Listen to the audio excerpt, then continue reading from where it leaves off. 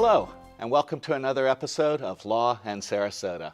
I'm your host, Adam Tabrouge. Today, I'm very pleased to be joined by the president of the Young Lawyers Division of the Sarasota County Bar Association, Jennifer Grasso. Jennifer, welcome to the program. Hi, thank you. Thank you for having me. Jennifer, where are you from originally? I'm originally from Miami. I grew up in Miami and then for high school moved to Fort Lauderdale. And where did you go to college? I went to undergrad at the University of Florida and also law school at the University of Florida. When was it in your life that you started thinking about becoming an attorney, or what was it that motivated you to follow that career path? You know, I wasn't someone that always wanted to be an attorney. I didn't grow up thinking I want to be a lawyer when I get older. But at some point, when I was in undergrad, I was a business major. And when you graduate with a business degree, you've got pretty much open options. And I felt like I didn't quite know which direction I wanted to go. So I had taken some business law classes and I thought it was interesting. And I thought maybe I could do that. I could try law school. And so I ended up taking the LSAT and applying to law school. And here I am. How did you find your law school experience? Did you like it? Did you find it tough? I enjoyed it. I don't know that I put as much stress on it as somebody who might have wanted to be a lawyer their entire life, but I enjoyed it. I found it challenging, of course, and it was overall a good experience. Now, after you graduated from the University of Florida Law School, where did you begin practicing and what kind of law did you work with? After law school, I moved back home to Fort Lauderdale, and I started out practicing in a small insurance defense firm. And they do litigation courtroom work where you're dealing with things like car accidents, contract issues. And from there, I transitioned into in-house counsel for Coldwell Banker, the real estate brokerage company, in-house litigation counsel, and I would handle a lot of their contract disputes, their real estate disputes throughout the state of Florida. And it got to a point where I was doing work over on this coast with Coldwell Banker, and my sister had relocated to Sarasota, and every time we would come over, we'd say, gosh, why don't we live over there? Why don't we make the move? And so in late 2007, we decided to make the move over to Sarasota, and I've been here ever since. And who are you working with now? I'm at Williams Parker, Harrison, Dietz, and Getson. Tell us a little bit about Williams Parker. Sure. Williams Parker does a variety of practice areas for its clients. There's real estate, there's corporate tax, trust and estates, litigation. We've got some employment work and healthcare work. And what kind of law are you doing now that you're working with Williams Parker in Sarasota? I'm in the litigation department, and I do commercial litigation, which is a variety of contract disputes, corporate disputes, real estate, and also over the last couple of years, I've been transitioning more into some probate and trust litigation. Well, Jennifer, the reason I wanted to get you on the program today is we're both members of the Sarasota County Bar Association. And at last count, I think that there's a little over 1,000 members of the Sarasota County Bar Association. But in there is a division called the Young Lawyers Division. Why do we have a Young Lawyers Division of the Sarasota County Bar? The Young Lawyers Division, the purpose is to help integrate young lawyers into the legal community and to help them get acclimated, to kind of show them the ropes, because you do have a large bar association and a young lawyer can get lost in that shuffle. And so we've got the Young Lawyers Division that has programs targeted to help integrate the young lawyers into the community. There's education programs, there's social programs, there's community service programs, a wide variety of options so that somebody can find their niche and get involved. So about how many members are there of the Young Lawyers Division? We have about 150 members in the Young Lawyers Division. Now, I'm aware that even with a relatively small size, our Young Lawyers Division has received some statewide recognition. Could you tell me about that? Sure, and we're very proud of that. We've got a great group of young lawyers, and we work very hard to put on programs for our members and for the bar as a whole. This past year, in January, we received the Florida Bar Young Lawyers Division Affiliate of the Year. And there's different affiliates throughout the state of Florida, different counties, groups have Young Lawyers Divisions, and we were recognized as the top affiliate for the state of Florida. It's quite an accomplishment. We're up against much larger affiliates. For example, you've got Dade County that has 1,300 young lawyers putting on programs, and here we are with 150 lawyers able to win this award the last year based on our programming over the course of the year. And you know, as far as I can recall, you're really keeping up a fine tradition of the Young Lawyers Division here in Sarasota County. As long as I've been a member of the bar, they've been very active, and we've been very proud of the success of our Young Lawyers Division. Yeah, we've done a good job, and you know, like you said, we've had leaders before us that have paved the way for us, and we've continued in that tradition of putting on the programs and helping the members.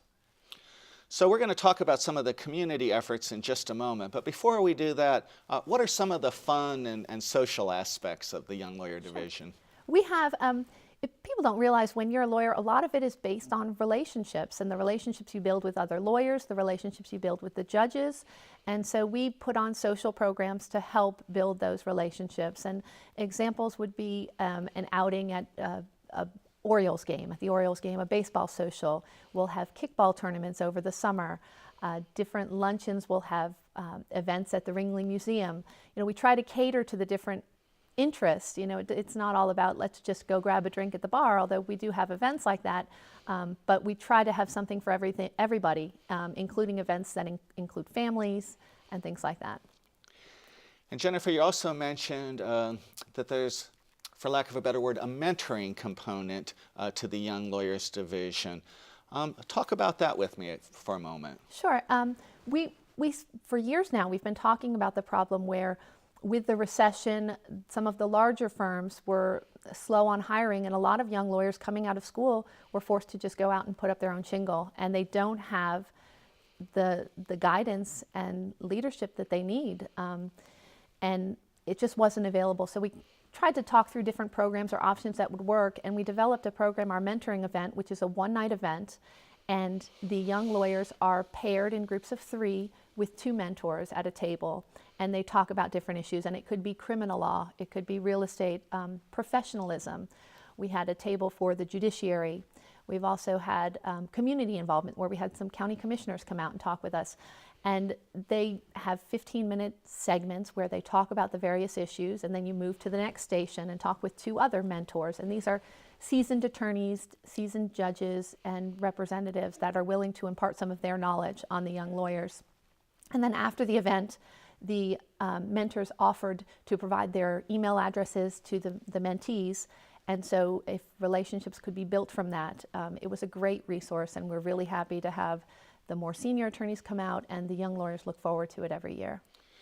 And you know, I really think that that's so important. What we found over the years is that lawyers who are part of professional associations don't run into the same type of ethical problems that lawyers who aren't. And I think a lot of that has to do with the support that they can get from other attorneys, that you have a shoulder to cry on, or somebody you can turn to for advice. Absolutely. And through this, I have heard that after the event that there are relationships built, and that you can call somebody up and say, hey, I'm not quite sure how to handle this procedural issue.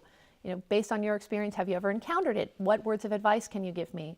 And it's been great. It's been really great and rewarding for both sides.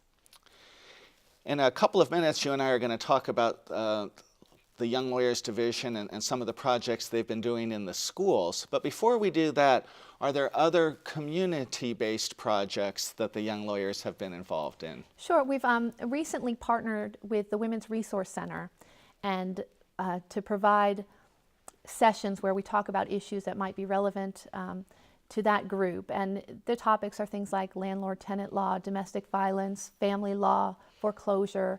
And so a different young lawyer will come out and speak about the topic and answer questions and give some advice to try to help the Women's Resource Center.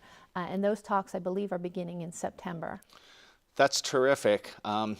I've had the occasion to participate in similar community events before, and you always find that you not only get great feedback from the people of the community, but hopefully you're really providing a service and able to impart some information that people need. Exactly, exactly. And it could be just they have one question, but they don't even know where to start to get the answer to that question, and that's what we're there for. Well, that's terrific. Any other community projects that you want to mention at this time? You had mentioned the schools, and every year we take part in Law Week, which is a program put on by the American Bar Association, a week of focus on different legal issues. And what we do is we go into the elementary schools, into the 5th grade classrooms, and the students act out a script, a mock trial. And this past year was Goldilocks and the Three Bears. And so the lawyers went out and they watched them go through it. They provided some feedback to them, answered questions, and then it was just open answered questions at the end. And it allowed the students to talk to somebody about what it's like being a lawyer. You get crazy questions like, what type of car do you drive, or where did you buy your shirt? But then there's a lot of really good questions that these kids have about law and what being a lawyer entails. And you know, a lot of times you're surprised at how much they don't know, or how much is colored by what's on the latest TV drama regarding what it's actually like to be a lawyer. And I think that's a great age to start that type of education in the 5th grade classrooms. And this is a long-standing tradition that's gone back many years. And I think we have lawyers in the classrooms throughout Sarasota County hitting the 5th grade schools. And that's correct. And we go out and, you know, it's fun for us too to ask them questions, to say, you know, does anyone want to be a lawyer? Why do you want to be a lawyer? What skills do you think you need? What schooling do you think it entails? And it's fun to see to hear their answers and see how much that meshes with reality, and then provide them some feedback. So we really enjoy it, and we cater to all the different schools throughout Sarasota County and work with them and work with the teachers to make it convenient. And it's a program we look forward to holding every year as well. Well, that's outstanding.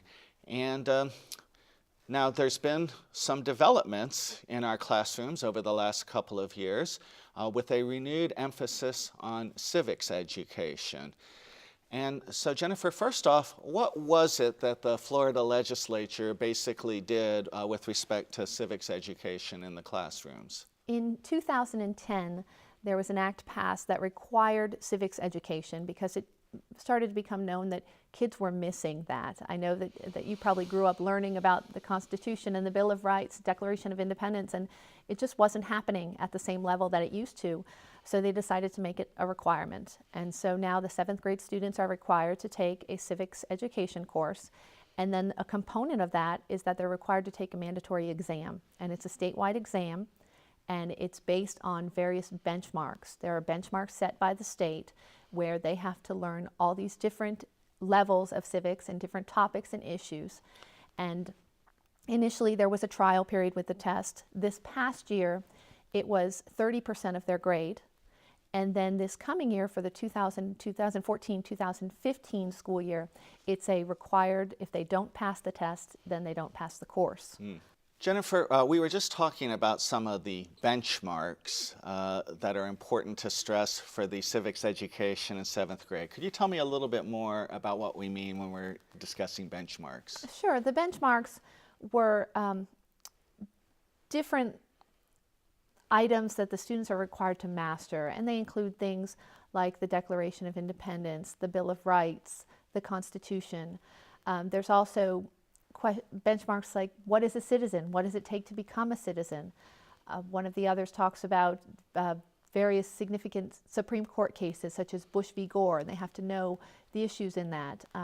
Division of powers, separation of church and state. These are all different benchmarks that are set that the students have to meet a certain required level of knowledge. And, you know, I really think that that's terrific, because we hope that when people are citizens going forward in our community, that they'll have a certain base of knowledge available to them. So where do the Young Lawyers Division fit into this with our school system? Well, what we wanted to do is try to help with this program. And so we talked to the school board and said, what can we do? Well, how can we use our legal skills and our education training to help these students master these different benchmarks? And in speaking with the school board, they said, well, there's a lot of resources out there for teachers to help the teachers with mastering a new topic, but there's not a lot out there for the students. So we met further with them. We talked about different options for presenting the information, for helping the students learn the different information. We even met with some 7th grade students to get their input, because I'm a long way removed from 7th grade. And what I might think is interesting is certainly might not be appealing to a 7th grader. And what we decided to do was to develop a website that would make this information not just informative, but interesting, interactive. And so we've worked with the school board. We got a grant from the Florida Bar, and now we've been designing a website. We've got a domain name, civics7.com. We've got the initial development of the site, and now we're just inserting the content of it and trying to make it a little bit more entertaining and interactive. Well, that's terrific, and I really hope that that's going to be a big success. When do we hope to have the website up and running? Our hope, as I mentioned, the test is becoming mandatory. Mandatory that they pass the test in order to pass the course this coming year in 2014, 2015. So what we'd like to do is have the website live and running by this August. And we would like to have some type of unveiling with the teachers and some of the school board representatives so that we can kick this off and make sure that the teachers are aware, so that they in turn can make sure the students are aware that this exists as a resource for them. Well, great, and I'm thinking that this website's going to be a really big success. Are there any plans for attorneys from the Young Lawyers Division to also go into the classroom? It's good you asked that. That's actually one of the components of our project, is not just to develop the website and turn it over and leave. This is an ongoing project for us, and we hope that if benchmarks are tweaked or things are changed over the years, that we can change the website to accommodate those new developments. And at the same time, we would be available as a resource for the teachers if they want support in the classroom. If we want to go in and talk about a particular subject, explain something to them, come up with some program that makes it a little more entertaining, then we're happy to help the teachers with that, and we're happy to donate our time to get into the classroom and do that. And I know we have a lot of teachers who watch this program, and I'm going to ask them to go to the Sarasota County Bar Association website, and they can get in touch with our executive director if they're interested in having lawyers come into the classroom. You know, I'm going to tell you a story. We just did this up in Manatee County, where I'm also a member of the bar. And for Law Week, we went into the 7th grade classrooms to discuss civics. And I was able to get Judge Charlie Roberts to accompany me to Harley Middle School, which is in a low-income neighborhood in southern Manatee County. And we first met with the teacher, and then the students came in, and both Judge Roberts and I were just astonished by the base of knowledge that these students already had. We didn't have to go in there and start talking about, how a bill becomes law or the branches of government, because the students were really up on these topics. So what Judge Roberts and I were able to do was discuss the criminal justice system. Judge Roberts actually had a picture of Justin Bieber, who had just been arrested. And all of the students recognized Justin Bieber. They were aware of his arrest. And we used that as an example of how a case moves through the criminal justice system, and the role of the jury, the role of the attorneys, what the judge's job is. And I've got to tell you, both Judge Roberts and I really had a terrific experience doing that. Yeah, it's funny that you mentioned the Justin Bieber thing, because it's so important to present the information in a way that the students can connect with it. And that's why with the elementary schools, we do the Goldilocks and the Three Bears Law Week skit. And it's just, you have to present it so that they want to know, and so that they can relate it to their real world and their everyday lives. And that's great that you were able to do that with Justin Bieber, and we're hoping to be able to do some of that with our civics project as well. And you know, I mentioned the Sarasota County Bar Association website. There's also a 12th Judicial Circuit website where we have a listing of all of the judges in the area. There is videos that people can watch before they come to court to find out a little bit more about the legal system. Are there some other resources that you think are available out there? They can, even if there's questions, you can just go to the clerk's office and they can point you in the right direction, or the Sarasota County Bar Association website. there's a lot of people that are willing to help. You just have to ask the question. That's right. Now, Jennifer, you had mentioned before that the Young Lawyers Division has also got statewide application. Tell me a little bit about how that works and what the benefits are for the community. Sure. One of the goals of the Sarasota County Young Lawyers is to provide a voice for our local bar in the statewide bar association. And the Florida Bar is a huge organization, but it also has a Young Lawyers Division. And it's composed of representatives from each circuit. So our circuit has 2 representatives, and I'm currently one of those representatives. And we work with other young lawyers around the state to put on programs statewide to help, because you might have some areas where we are fortunate to have a very involved Young Lawyers Division, but that's not always the case. And so the statewide bar can help fill some of those gaps. And it's responsible for putting on the Practicing with Professionalism across the state, various education opportunities for young lawyers. They're doing really great things at the statewide level, and it's nice for us locally to be able to have a voice on the statewide bar and to also help implement some of the statewide programs locally. You've used the word professionalism a couple of times, and so what are we trying to communicate with the idea of professionalism? Professionalism can go back to something you probably learned when you were in elementary school, which is treat others how you want to be treated. Courtesy, respect, not trickery and deceit, just to treat others with a certain level of respect, and that's what is encompassed with professionalism. Don't do sneaky things. Don't be difficult just to be difficult. We tend lately with email communications, you're no longer getting a letter, having it sit on your desk, thinking about what you want to say before you send it off. You're just firing off a response via email, and a lot of times emotions get in the way, and you don't treat your adversary the way that you probably should. And I hope that most people are aware that there's a very strict code of legal ethics called the Code of Professional Responsibility that all lawyers are bound by. But that's also sort of on the statewide level. Here in the 12th Judicial Circuit, we also have our own Code of Professional Conduct. What differences might you have seen from our area versus where you practiced before? Well, and as I mentioned when we were starting, I grew up in South Florida, in Fort Lauderdale, Miami area, and when I was first practicing law, I practiced over there. And when I first moved over here, one of my initial interactions with a judge was where the opposing counsel was late for the hearing, and I sat there and talked with the judge just about pleasantries, exchanged pleasantries, and they said, "Oh, how are things different over here?" I said, "We would never have this conversation over on the other coast because they're just so busy."